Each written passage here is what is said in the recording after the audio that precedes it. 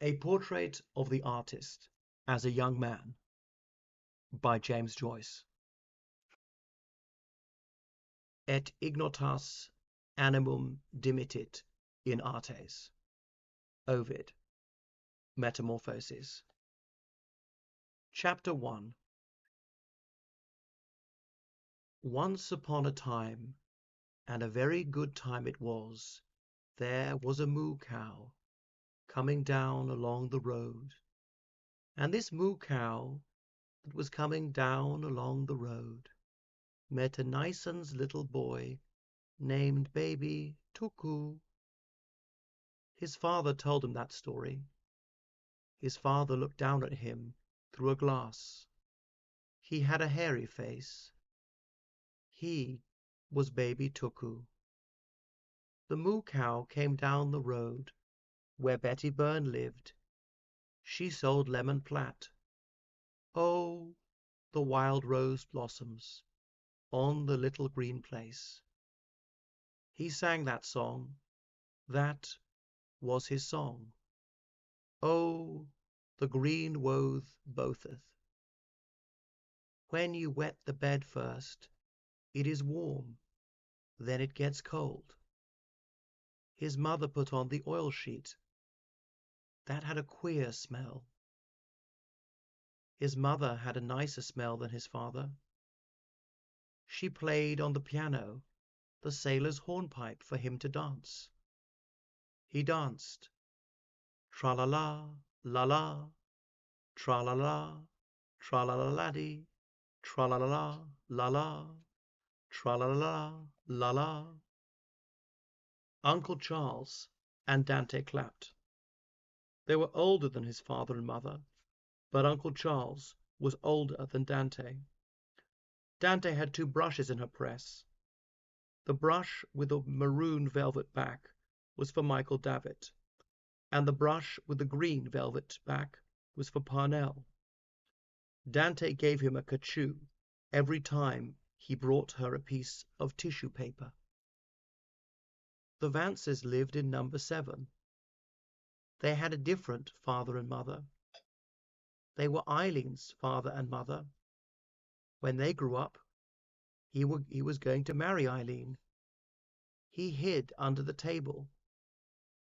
His mother said, "Oh, Stephen will apologize."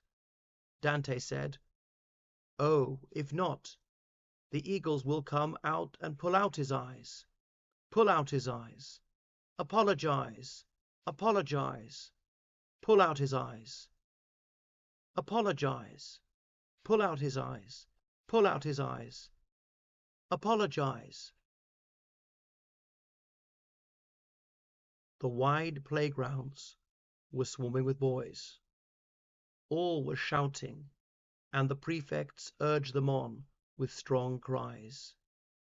The evening air was pale and chilly, and after every charge and thud of the footballers, the greasy leather orb flew like a heavy bird through the grey light.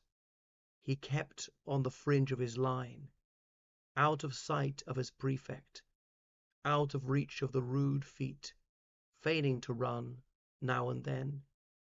He felt his body small and weak amid the throng of the players, and his eyes were weak and watery. Roddy Kickham was not like that.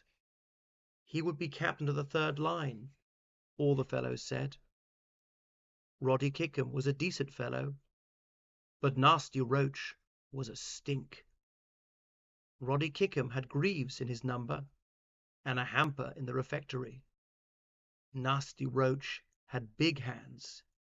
He called the Friday pudding dog in the blanket. And one day he had asked, "What is your name?" Stephen had answered, "Stephen Daedalus."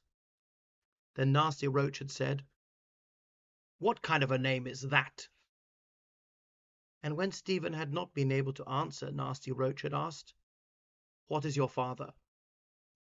Stephen had answered, "A gentleman." Then Nasty Roach had asked, "Is he a magistrate?" He crept about from point to point on the fringe of his line, making little runs now and then, but his hands were bluish with cold. He kept his hands in the side pockets of his belted grey suit. There was a belt round his pocket, and belt was also to give a fellow a belt. One day a fellow said to Cantwell, "I'd give you such a belt in a second." Cantwell had answered, "Go and fight your match. Give Cecil Thunder a belt. I'd like to see you. He'd give you a toe in the rump for yourself." That was not a nice expression. His mother had told him not to speak with the rough boys in the college. Nice mother.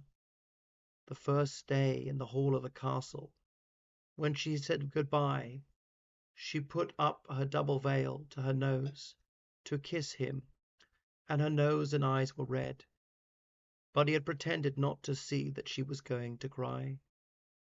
She was a nice mother, but she was not so nice when she cried. And his father had given him 2 5-shilling pieces for pocket money. And his father had told him, if he wanted anything, to write home to him, and, whatever he did, never to peach on a fellow. Then at the door of the castle, the rector had shaken hands with his father and mother, his soutane fluttering the breeze, and the car had driven off with his father and mother on it. They had cried to him from the car, waving their hands, "Goodbye, Stephen, goodbye. Goodbye, Stephen, goodbye." He was caught in the whirl of a scrimmage, and, fearful of the flashing eyes and muddy boots, bent down to look through the legs. The fellows were struggling and groaning, and their legs were rubbing and kicking and stamping. Then Jack Lawton's yellow boots dodged out the ball, and all the other boots and legs ran after. He ran after them a little way, and then stopped. It was useless to run on. Soon they would be going home for the holidays. After supper in the study hall, he would change the number pasted up inside his desk from 77 to 76. It would be better to be in the study hall than out there in the cold. The sky was pale and cold, but there were lights in the castle. He wondered from which window Hamilton Rowan had thrown his hat on the ha-ha, and there had been flower beds at that time under the windows. One day he had been called to the castle. The butler had showed him the marks of the soldiers' slugs in the wood of the door, and had given him a piece of the short bread that the community ate. It was nice and warm to see the lights in the castle. It was like something in a book. Perhaps Leicester Abbey was like that. And there were nice sentences in Dr. Cromwell's spelling book. They were like poetry, and they were only sentences to learn spelling from. Wolsey died in Leicester Abbey, where the abbots buried him.